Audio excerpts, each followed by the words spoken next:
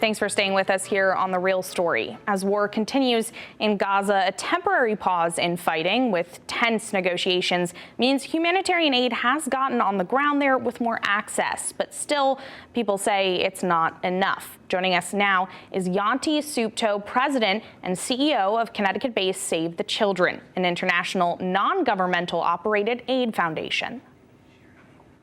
So let's talk about the war in Gaza. Save the Children has been working with kids in the region since 1953, but with the renewed violence right now, how dire is this situation? What are you all seeing on your end? It is truly a humanitarian catastrophe. I was actually on a call with our country director there, who actually is now in the Gaza Strip for the past few days. And what we're seeing is dire. I mean, there is, half of the homes are destroyed, half of the schools are destroyed. Most hospitals or any primary healthcare unit is severely compromised. And there's lack of clean water. So in particular, those last two things worry us the most, because we've seen massive casualties already, almost 15,000 people dead, of which 6,000 children died.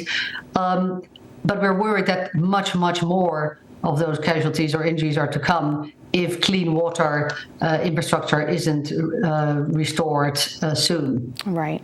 And like we said, Save the Children has been in Gaza for decades. And since the founding of the Israeli Defense Forces, just a few years before your operations started there, they've been accused of committing war crimes and violating UN laws. Your own recent report pointed out how more children have been killed in Gaza in the past 3 weeks than the average number of children killed during conflict globally in a year. Does there need to be a more critical eye on the violence in Gaza right now, or any conditions on aid from the U.S., in your opinion?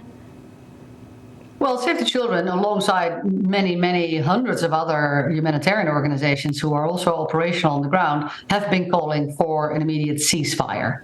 That is essentially a long-lasting ceasefire. The humanitarian pause that we're currently in now is, well, I would say better than no pause at all. But we need these pauses to be multi days, and they need to be predictable. Alongside a pause in violence, which is a first start, but it's not enough, we need to make sure that more supplies are coming in through the crossings. We need those supplies to also be critical humanitarian supplies. Yes, water, yes, food, yes, fuel, because otherwise you cannot deliver the supplies. But also our humanitarian search teams, or more people, need to be allowed into the Strip. Our staff, we have 25 colleagues in Gaza, all Gazans. They've been there now for the last month, first of all surviving, keeping their own children safe, but also trying to deliver whatever supplies we had access to. And they've been delivering those supplies on foot or with donkey carts because of the lack of fuel. So they are exhausted, need more staff to be surged in, and that will at least alleviate some of the human suffering that we're seeing today. And you said, obviously, you and other organizations calling for the temporary ceasefire at the very least, which we have seen for a few days now, but as you mentioned, it's been unpredictable. Some of the extensions have come down to the last minute. How has the pause that we've seen for the past week or so changed your operations at all? Were you able to do more having these few days of a humanitarian pause? Yes. Look, yes. There has been an increase in fuel, not enough, but there's been an increase. There's been an increase in supplies, so we've been able to essentially deliver more supplies also with our local partners. We've been able to, we're starting to assess what is really needed on the ground now, because, and as I said, our country director has currently been able to go in to the Strip, so that was also welcomed. And what he's been seeing in terms of available infrastructure, available human resources, the lack of doctors, of social workers, or mental health specialists, of midwives, of nurses. We're starting to really see now on the ground what has actually been happening and what is required. And that in and of itself is a multi-day exercise, as you can imagine. Right, and how could this access be improved? I know you mentioned obviously more supplies and having the staff to both be in there and assess and deliver the supplies, but what can be done to improve that access right now in Gaza? So more people in, free entry and exit of humanitarian workers for sure, so that we can have that rotation and increase our capability and capacity on the ground.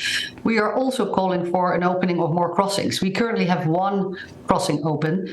That crossing was always there for humanitarian supplies, but in and of itself, the capacity there to actually get the throughput of the numbers of trucks that's needed, it's not going to be enough to actually ramp up those supplies. So we need the Kerem Shalom crossing to open. That is not a popular ask.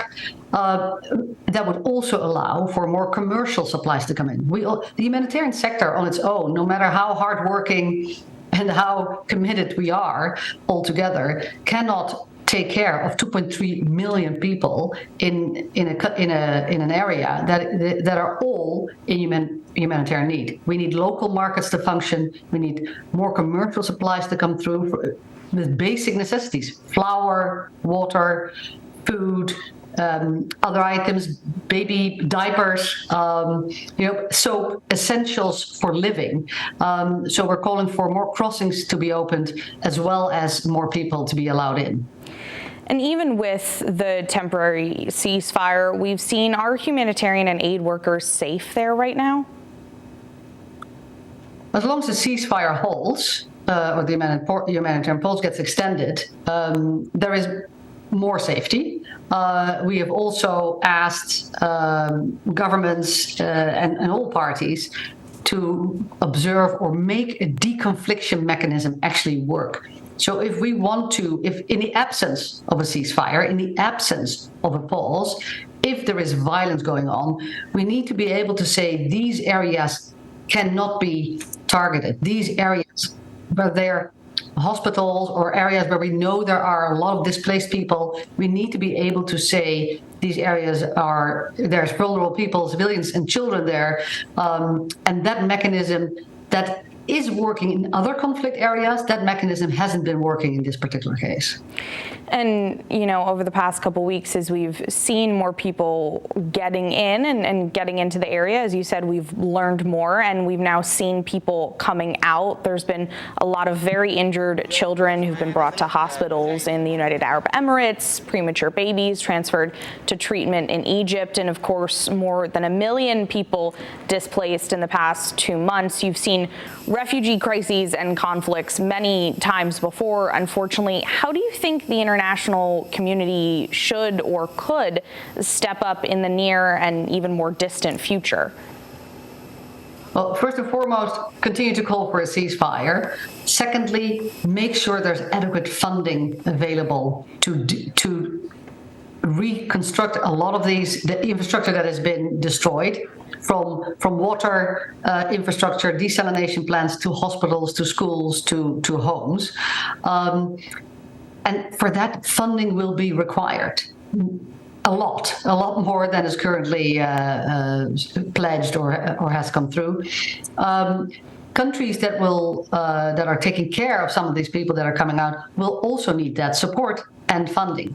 Save the Children is working with the Ministry of Health in Egypt, for instance, to make sure that, particularly for children that were injured in some of the violence, blast injuries for children, that's a very specific, expertise actually to understand how to deal with them. So we're helping provide expertise on that. Neonatals, premature babies need to be taken care of in Egypt, potentially in other countries. So those countries that are providing that support also need support from the international communities, because they're doing it on all of our behalf. Right. And politics and religion are inevitably tied up in these conversations, either from social media and dinner tables to Congress and the UN. But your organization consistently challenges people to look past that. What would you tell people when they're thinking about this decades-long conflict or having those conversations with others? Look, this is an incredibly divisive conflict, as you well know, as we all know. We always start by saying, start with our own humanity. Imagine these are your children, or the children in your life, your grandchildren, your nieces, your nephews, children that you work with. Imagine that they are in this situation. Wouldn't you want them to be safe and protected? Save the Children was founded on the premise that no child has ever started a war, but that every war hurts children disproportionately.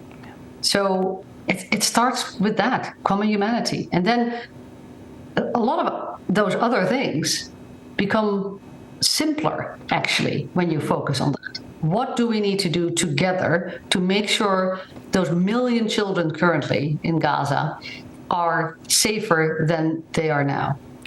We've talked about violence, getting supply in, funding those supplies, making sure we have professional humanitarians and others in there to provide that support, make sure we can deliver cash to the people in need there so that they can actually use their local markets to help themselves.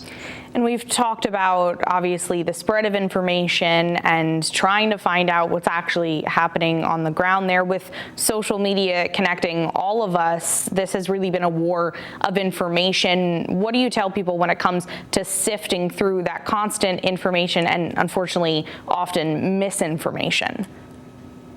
Yeah, and it has been hard. We get asked this question all the time: how do you get the data?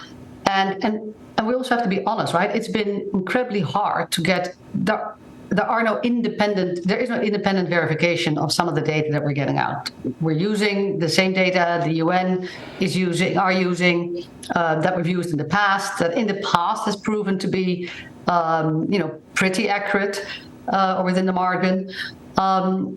I would say that people continue to triangulate the sources of where you get your information. Go to organizations that stick with their humanitarian principles of humanity, neutrality, and independence, and impartiality. And that is probably the best way to circumvent, more disinformation being escalated. Yeah. And with the last bit of time we have here, from Gaza to other violence impacting children in Ukraine, Somalia, Venezuela, and so many other countries, how can people at home help, or what would you say they need to know? It would be great if people are interested in Save the Children to go to our website, savethechildren.org. We have updates there about this particular conflict, but about some of those most of those other conflicts you mentioned there as well, from Sudan to Congo to Afghanistan to Ukraine, where in all of those we have a long-standing presence, and we do phenomenal work. And also read about these conflicts. See if you want to engage your local governor or legislator, and write to them and ask them to intervene on behalf of children. And we will have that information up on our website for everyone to access. Yanti, thank you so much again for being with us, President and CEO of Save the Children. Thank you again. Thank you for having me. And that does it for us here on The Real Story. But if you want to watch these segments again or share them, you can head to fox61.com or download the free Fox 61 app and watch The Real Story every Sunday at 10 a.m. right here on Fox 61 or streaming on Fox 61 Plus. Have a great morning.